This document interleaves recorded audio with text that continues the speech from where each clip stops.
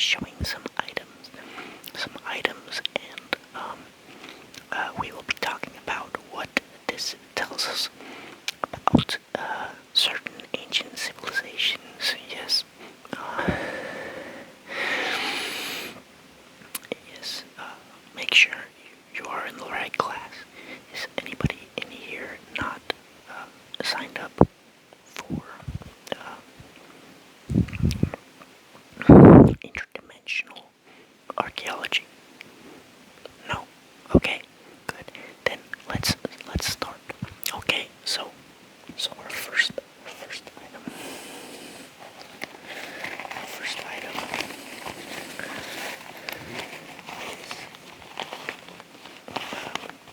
Is this receptacle. Now, what does a receptacle like this tell us about a civilization? You can see that there is some device which closes and opens the receptacle. And so what this likely means is that this receptacle was used to store items, to place items inside. And what this generally means, of course, is that, yes, I can see already in chat a few people are saying that if you find this, it indicates a society that predates gravitational pockets, or rather dimensional pockets. So a society with items like this, oh, you guys can't see it. Hold on, let me just turn on some lights. Okay, so continuing on. So this is what a receptacle, something like this, open space, nothing inside, and some sort of a open-close device will indicate that your civilization did not invent I keep saying gravitational, dimensional pockets. Dimensional pockets were not invented by a civilization like this, and quite frankly, I feel bad for them. Think about how many things you need, and trying to store them in a space like that. Just this seems very, very difficult. I feel for primitive civilizations, and it's no wonder why they went extinct. And we find their remains across the galaxy. And so, the next item, of course, you guys, I started you off with something easy to understand, but a crucial part of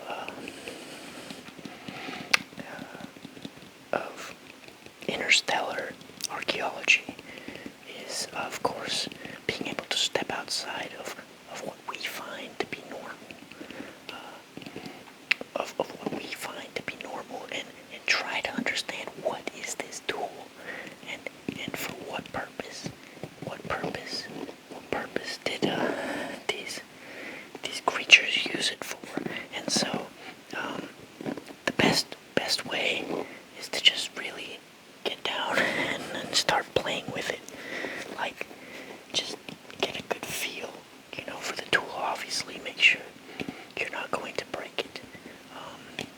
Some of these tools are very fragile, very old. The ones I have here are, of course, reconstructions for teaching aid. So, if you have a real version of these, of course you want to be more careful, but what you want to do is really take it in your hands and try and imagine, see, there's some grooves here. Maybe, is it the grooves that these people were using? So does anybody have any guesses in chat what this would be used for? I'm seeing a weapon. Yes, perhaps.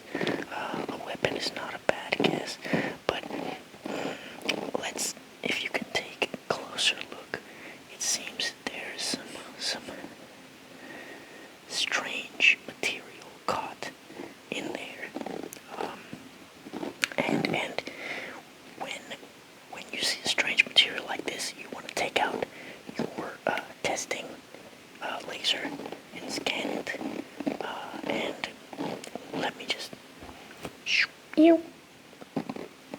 And so it tells us that this is a keratin-based biological material, and this is why, even though you guys are a class on intergalaxy archaeology, or whatever you're taking this class as an elective, either way, this is why it's important to pay attention in your basic biology classes, which, does anybody remember? Does anybody remember, what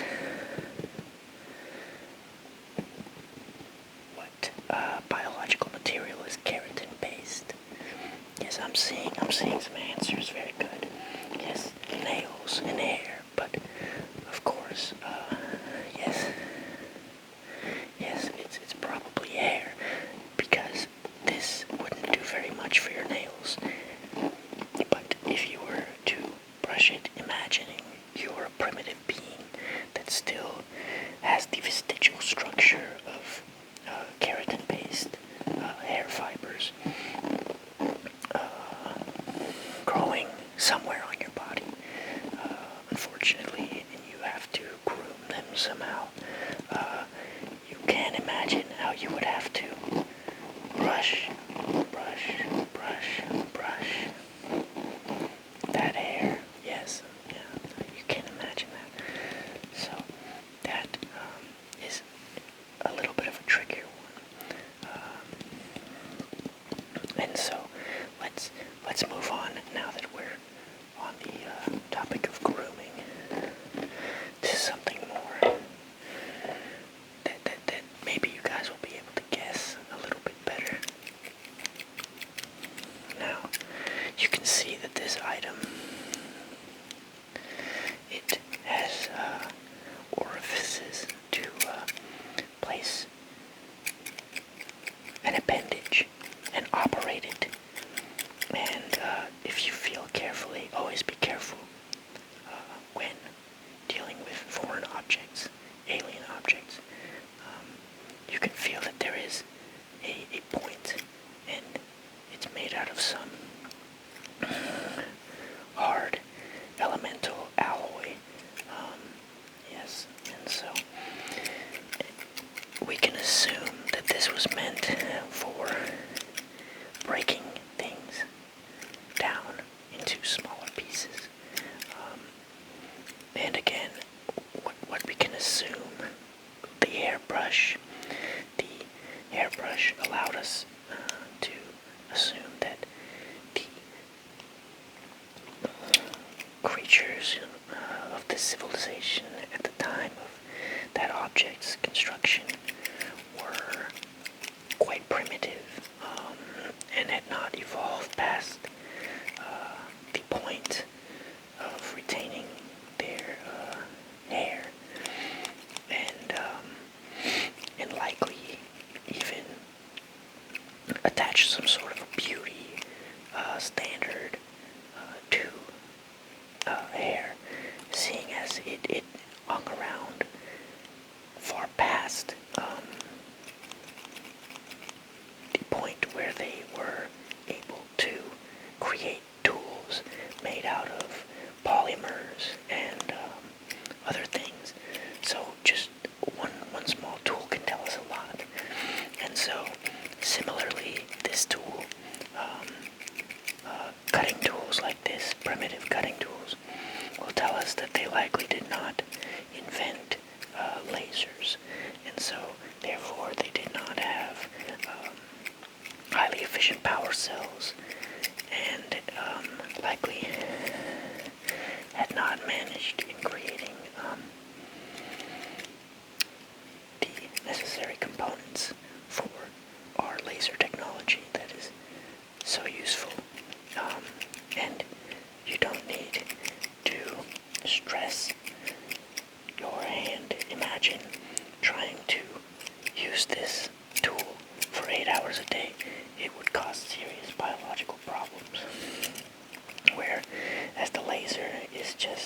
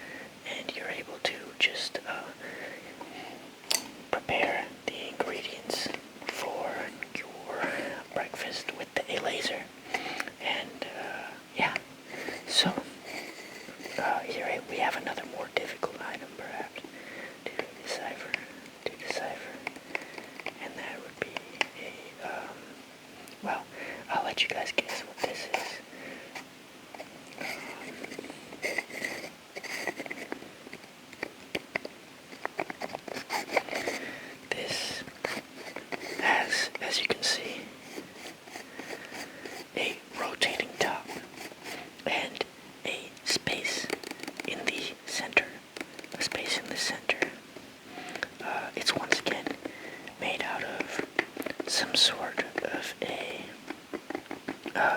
hard polymer, and the on the inside, the structure is supported by some sort of metal alloy. So again, it seems that this society was generally using those two components in many of their items, which again demonstrates that they had not developed certain technologies. But that's talking about their technology. But what about their daily lives? You know, these sort of items give us a glimpse into their daily lives. So, for example, I think that the biggest clue is down here, and you can see that when you turn the top, the bottom turns as well and seems to grind. And then finally, if you look closely, there are some sort of seeds.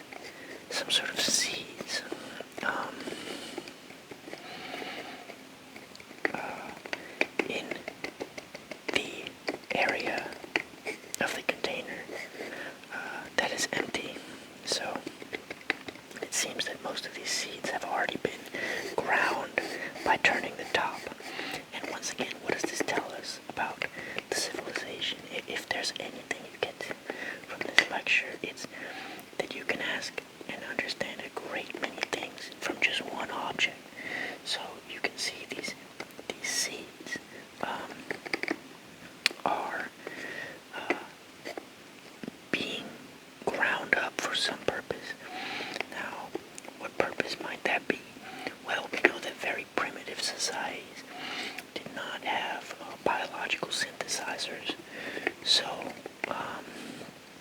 and they had to therefore collect or grow biomass, and in order to sustain their own biomass and to get their nutrients. And so I'm assuming, and the prevailing assumption of items such as these is that these seeds were used to add flavor to simple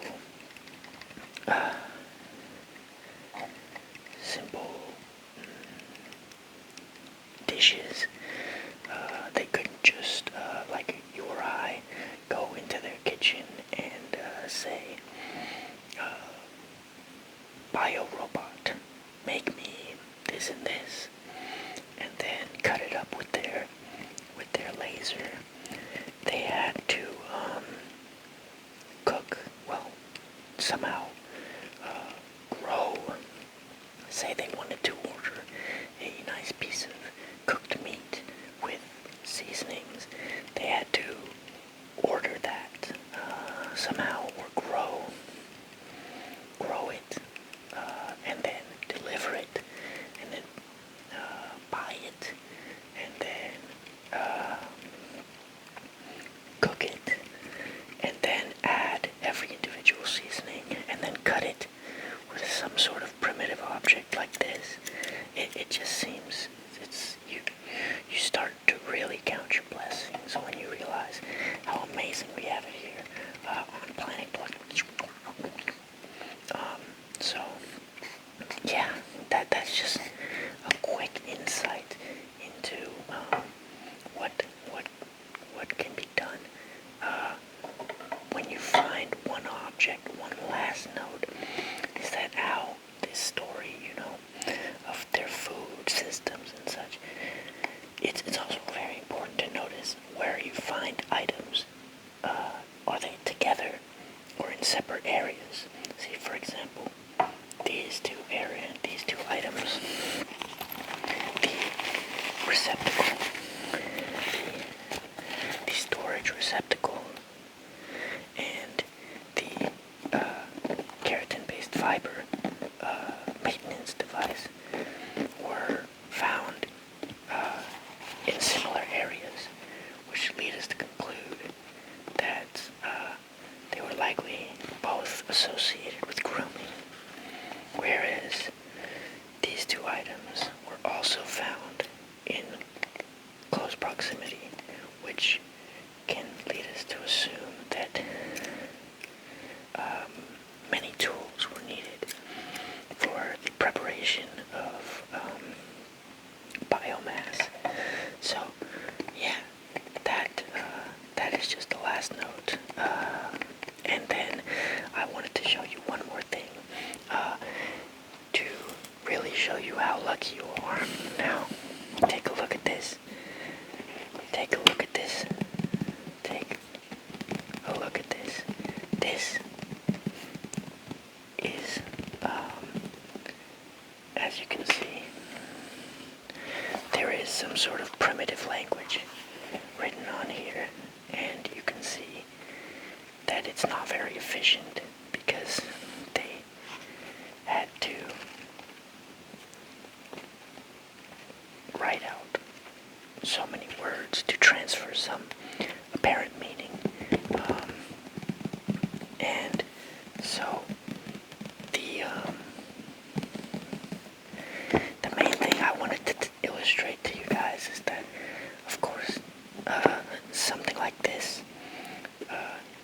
as a way to convey information, clearly illustrates that this society, if you find something like this, is not, did not have, or at least did not philosophically believe in, the use of sleeping teaching systems, where that you and I are both very familiar with, where you go to sleep and information is transferred into your brain by the wave emitters that are standard in all of our sleeping areas. And so, of course, we do still sometimes, decipher symbols for pleasure, but something as long as this and as tedious as this would simply be something that we transfer with sleep teaching devices, rather than sitting and reading every word. And also, well, I'll leave the discussion on deciphering languages to your linguistics teacher, but I hope that you enjoyed this lecture, and please remember that your assignment is to like and subscribe to my channel, because in this society